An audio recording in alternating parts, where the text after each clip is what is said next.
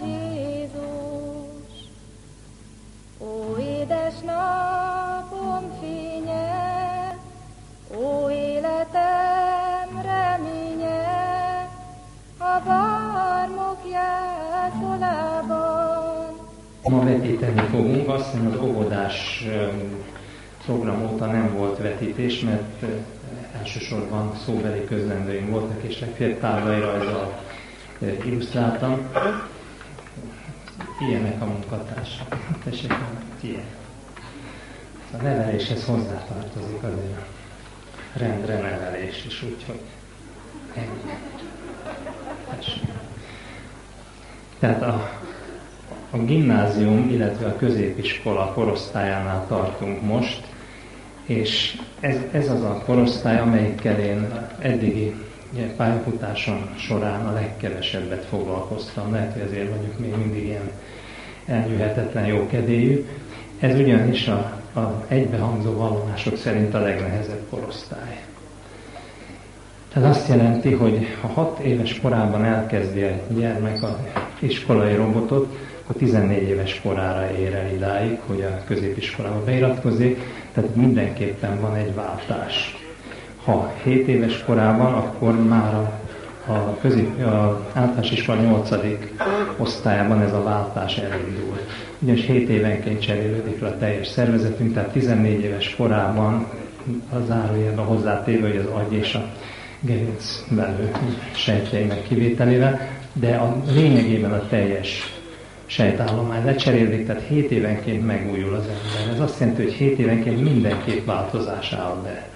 Ezzel általában a pedagógiák, az elit pedagógiák számolni szoktak. Az átlag pedagógia egyáltalán nem veszi tekintetbe, tehát úgy tesz, mintha ennek semmiféle jelentősége nem volna.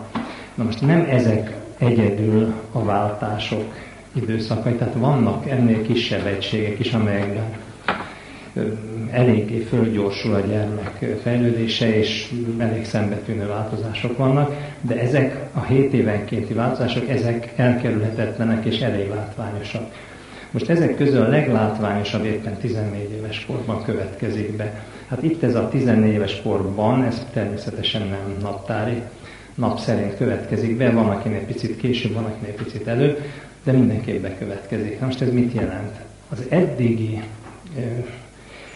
gyermeki öntapasztalás, tehát hogy milyen a véleménye önmagáról, milyen képet alkot önmagáról, ez döntő részben egy belső emberképen alapszik. Ez a belső emberkép pedig lényegében annak a folyamánya, hogy hogyan idegzi be az agykéreg a teljes szervezetet.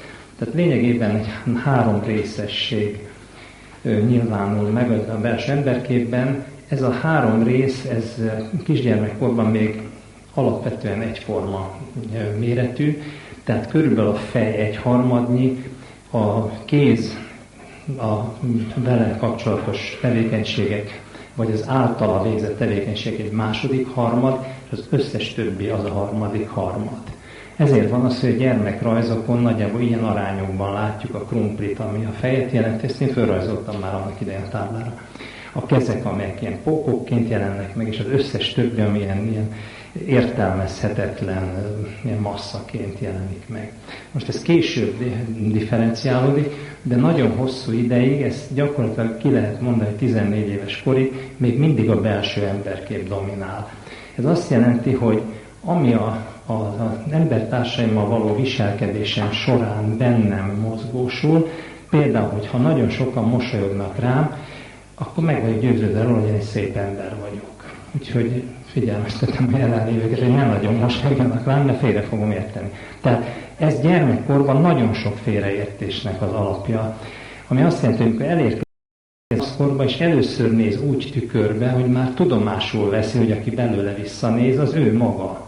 Tehát kialakul az úgynevezett reflektált én kép, a tükröztetett én kép, akkor egész sereg fiatal egyszerűen összeomlik.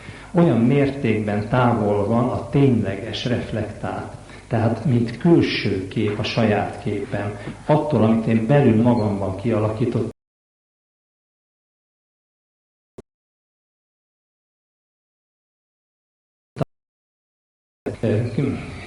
Képszembesítésből, a külső és belső ember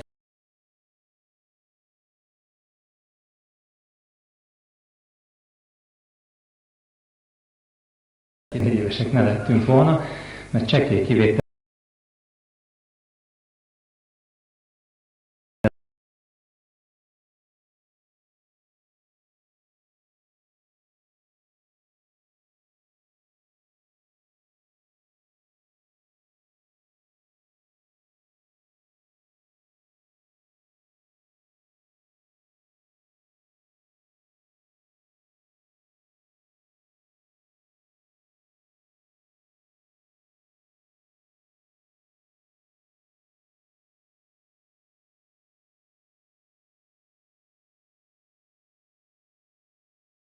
azt hiszem, itt azért már mindannyian voltunk 14 évesek.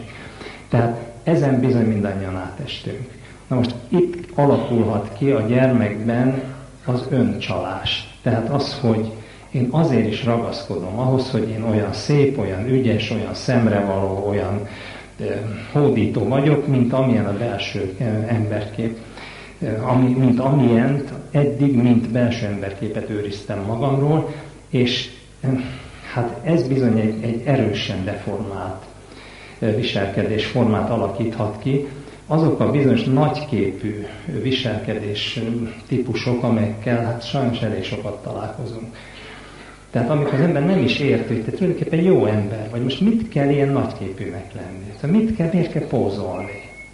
Hát te így is jó vagy. Igen, de nem annyira jó, mint amennyire a belső emberképpen ezt diktálja. Tehát megpróbál fölzárkózni hozzá. És ezért van az, hogy a pedagógia mondjuk az első osztálytól, vagy az óvodáskortól egészen az egyetemi évek végéig, ebben a 4 évben, tehát a középiskola 4 évében kellene, hogy legkomolyabban vegye azt, hogy gyereknek nem hazudunk, gyereknek nem hazudunk, gyereknek nem hazudunk. Mert az a hazugság, amit itt megszoktatunk a gyerekkel, az beépül ebbe a most átalakuló én képébe, és borzasztó dolgokig vezethet. Tehát ha rádöbben, ugyanis itt mindent kritikusan figyel a gyerek, tehát nem csak önmagát, hanem a tanárt, és természetesen a szülőkkel kezdődik el.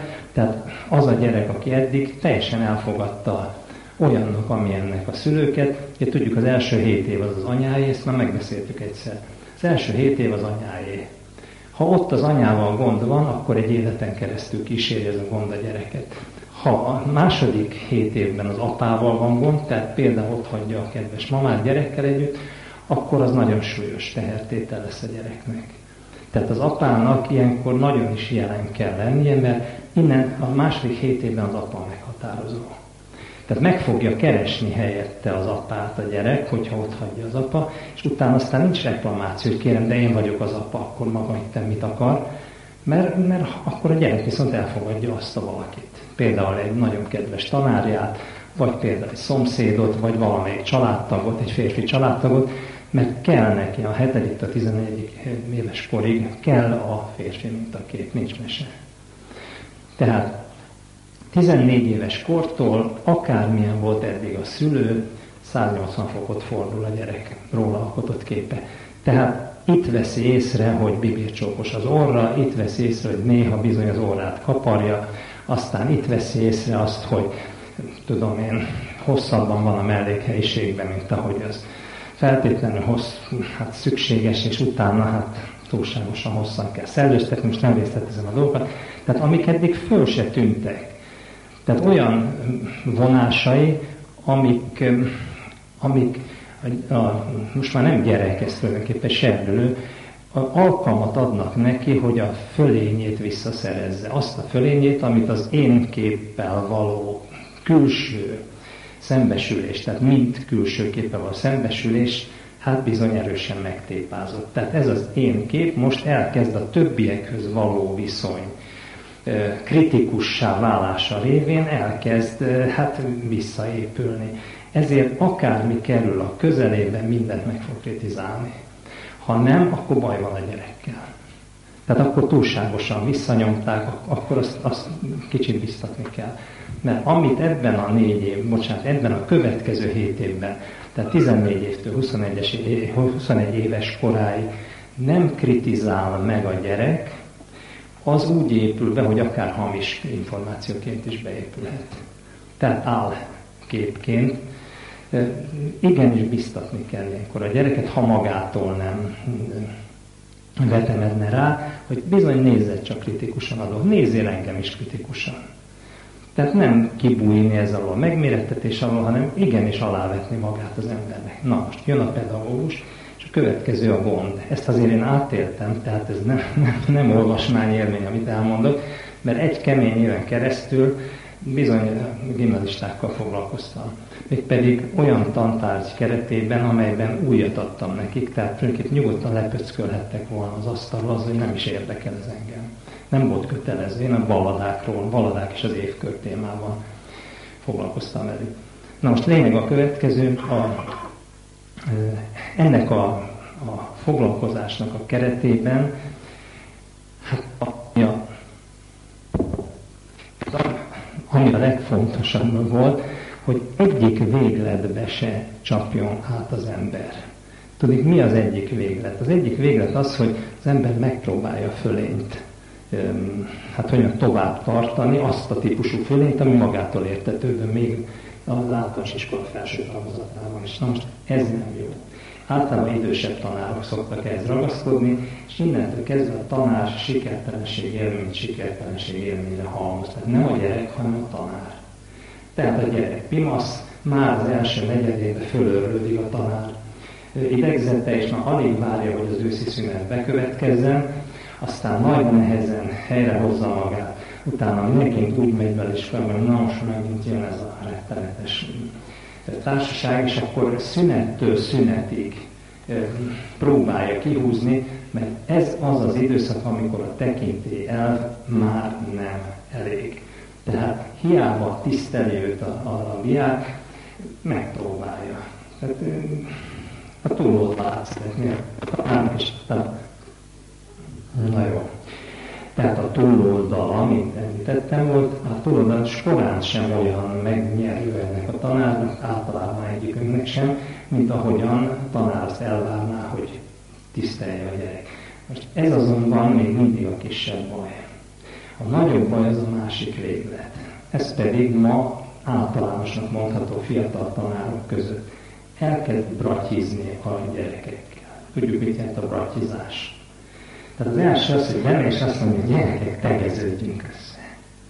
Na most ez egy olyan dolog, hogy az emberek először is kinyílik a bicska a zsebébe, másodszor is az van, hogy ez általánosan, nehogy ezt higgyük, hogy most túlzunk, családban is van ilyen pedagógus, és szabályszerűen leporlasztja a gyerekekben azt a készséget, ami egyébként dúlna bennük, tehát tele vannak ilyenkor tetterővel, és ehelyett egy ilyen idétlen, cikiző jellegű, tehát mindent, ami az útjába kerül, leépítő, kifigurázó, ilyen mentalitást ültet el benne. Most, hogy ez szándékosan, vagy egyszerűen egy félelem motiválja, ugyanis ahogy kikerülnek ma pedagógusok egyetemről, mert ezen a szinten már egyetemi végzettséggel kell rendelkezni a tanárnak, hát ez egyszerűen katasztrofális.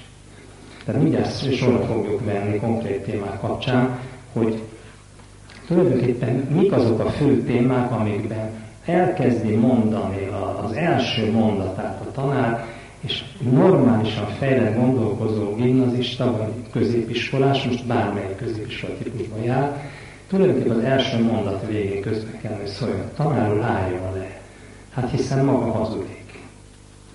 Ugyanis a gyerek már itt észreveszi. Tehát most két olyan témát fogunk végigvenni diapozitívok kíséretében, amit a gyerek, ha egy picit hagyják gondolkozni, akkor azonnal észrevesz, hogy itt ma a tanerők, fizetett tanerők folyamatosan hazudnak neki. Ez az egyik az őstörténet, a másik pedig az ősvallás témaköre. És itt tényekkel